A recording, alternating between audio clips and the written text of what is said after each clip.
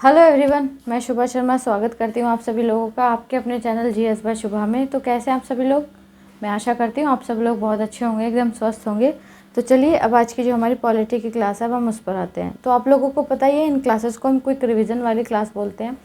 तो आज हम क्या पढ़ने वाले हैं? आज का हमारा नया टॉपिक है जिसका नाम क्या है? यूनियन टेरिटरी यानी कि केंद्र शासित प्रदेश। तो आपको पता ही है हमारे देश के अंदर 8 केंद्र शासित प्रदेश हैं, 8 यूनियन टेरिटरीज़ हैं। तो इसमें हम क्या पढ़ेंगे? इसमें केवल हम इससे रिलेटेड आर्टिकल्स के बारे में पढ़ेंगे, ठीक है। अब ये पढ़ने के लिए तो हम ये भी पढ़ सकते हैं कि हर यूनियन टेरिटरी का मुख्यमंत्री कौन है या लेफ्टिनेंट गवर्नर कौन है, ठीक है। मतलब कि वहाँ पर मुख्यमंत्री होते भी हैं या नहीं भी होते हैं, लेफ्टिनेंट गवर्नर्स होते हैं केंद्र शासित प्रदेश के अंदर। मतलब इस तरीके से जो भी है हम पढ़ सकते हैं, बट जब हम करंट का पोर्शन पढ़ेंगे ये चीज़ हम वहाँ पे पढ़ेंगे, ठीक है। अब फिलहाल हम क्या पढ़ने वाले हैं? फिलहाल हम इससे रिलेटेड आर्टिकल्स के बारे में पढ़ने वाले हैं। यूनियन टेरिटरी से रिलेटेड जितने भी 6-7 आर्टिकल्स हैं उन आर्टिकल्स को हम आज की क्लास में कर लेंगे, फिर हम कल अपना नया कोई टॉपिक स्टार्ट करेंगे। ओके, चलिए। तो इसमें सबसे पहला जो आर्टिकल आता है वो आता है आर्टिकल 239, अनुच्छेद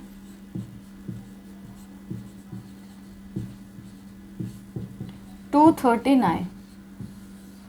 अब जो अनुच्छेद 239 है वो क्या बोलता है? संघीय क्षेत्रों का प्रशासन। संघीय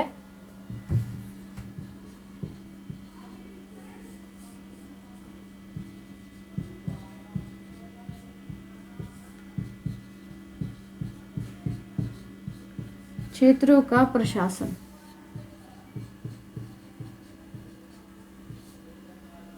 नेक्स्ट, अनुच्छेद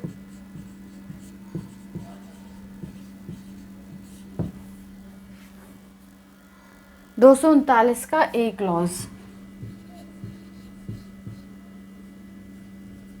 क्लॉज ए। अब ये क्या बताता है? कतिपय संघीय क्षेत्रों के लिए कतिपय संघीय क्षेत्रों के लिए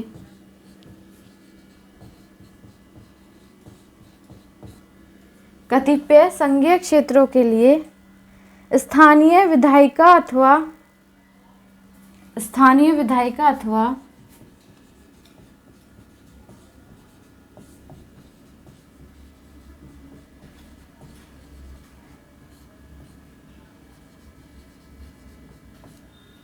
स्थानीय विधायिका अथवा मंत्रिपरिषद का सृजन।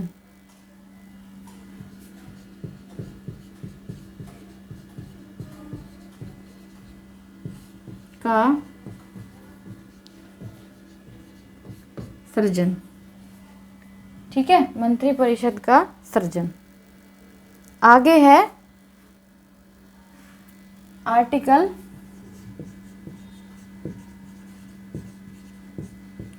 239 की एक की भी सब क्लॉज ए। ये क्या बताती है? दिल्ली से संबंधित विशेष प्रावधान।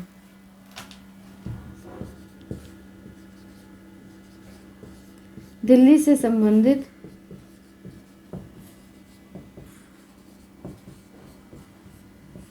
विशेष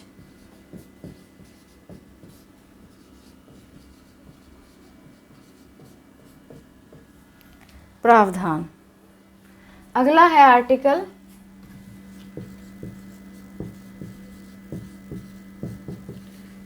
239 की ए क्लॉज की सब क्लॉज बी। वो क्या बताता है?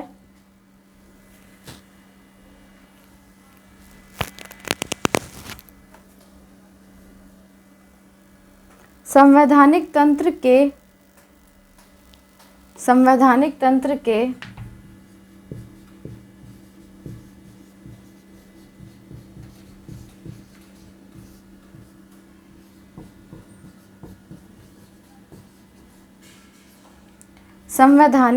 तंत्र के विफलता की स्थिति से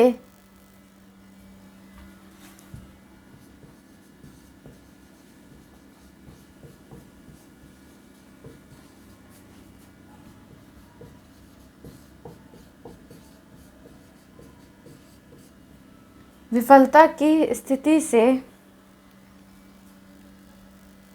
संबंधित प्रावधान।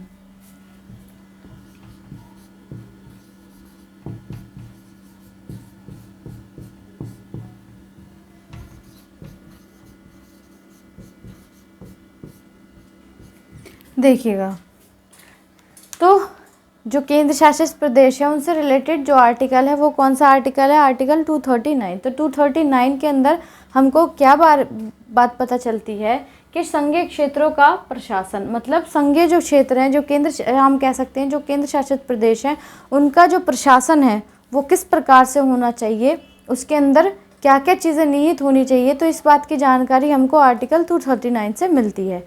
ठीक है, नेक्स्ट जो आता है वो आता है आर्टिकल 239 की क्लॉज ए। उसमें क्या मेंशन है? जो कतिपय जो संघीय क्षेत्र हैं उनके लिए स्थानीय विधायिका अथवा मंत्रिपरिषद का सर्जन। जो संघीय क्षेत्र हैं, कतिपय जो संघीय क्षेत्र हैं, तो उसमें क्या है, उसके लिए जो स्थानीय विधायिका है या फिर जो मंत्रिपरिषद है उसका सर्जन होना, मतलब उसका सर्जन किस रूप से होता है या किस प्रकार से होता है। तो ये सब बातें आर्टिकल 239 के क्लॉज ए में मेंशन की गई हैं। ठीक है, हमको केवल इतना ही पढ़ना है, इसके अंदर का हमको नहीं पढ़ना है। नेक्स्ट आता है अनुच्छेद 239 के क्लॉज ए की भी सब क्लॉज ए।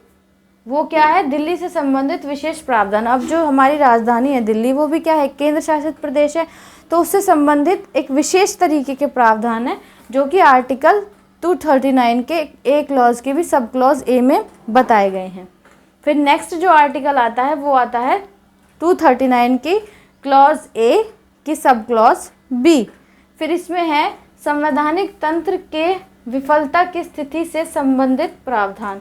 मतलब जो संवैधानिक तंत्र है जब वो विफल हो जाता है तो उस स्थिति में क्या प्रावधान होने चाहिए, उससे संबंधित जो प्रावधान है वो आर्टिकल 239 के क्लॉज ए की भी सब क्लॉज बी में बताए गए हैं। ठीक है, तो आई होप इतनी बात आपको समझ आ गई होगी। चलिए अब आगे चलते हैं।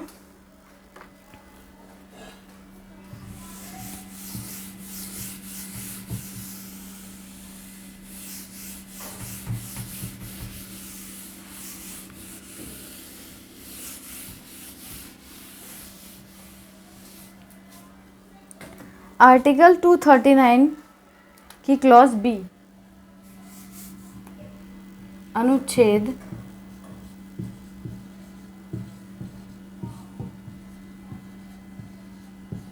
B clause. इसमें क्या बताया गया है?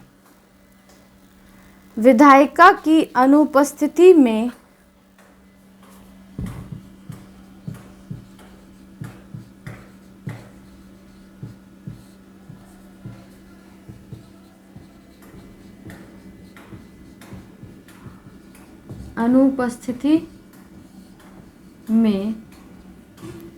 विधायिका की अनुपस्थिति में प्रशासन का अध्यादेश जारी करने की शक्ति। प्रशासन का अध्यादेश जारी करने की शक्ति।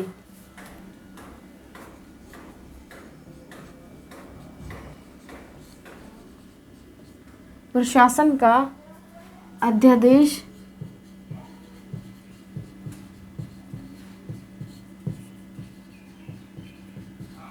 जारी करने की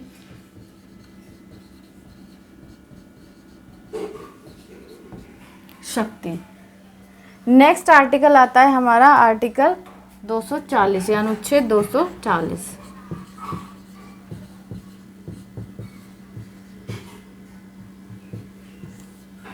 इसमें क्या है? कतिपय संघीय क्षेत्रों की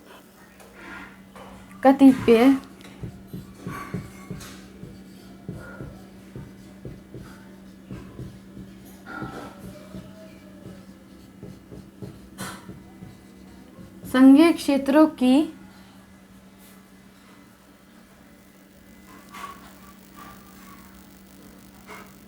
विनियम बनाने की राष्ट्रपति की शक्ति।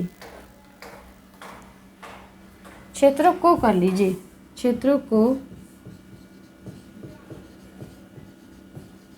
विनियम बनाने की राष्ट्रपति की शक्ति।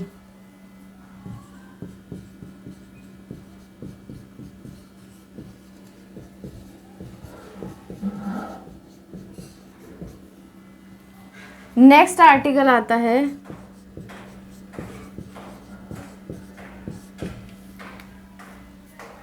241, 241।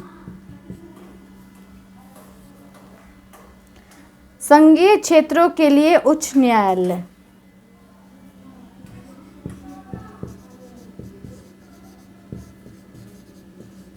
क्षेत्रों के लिए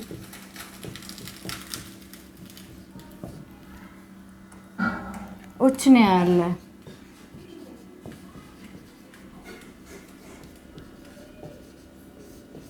ठीक है, लास्ट आर्टिकल है आर्टिकल 242, अनुच्छेद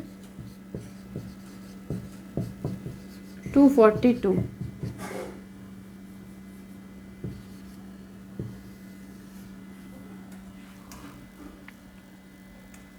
कूर्ग।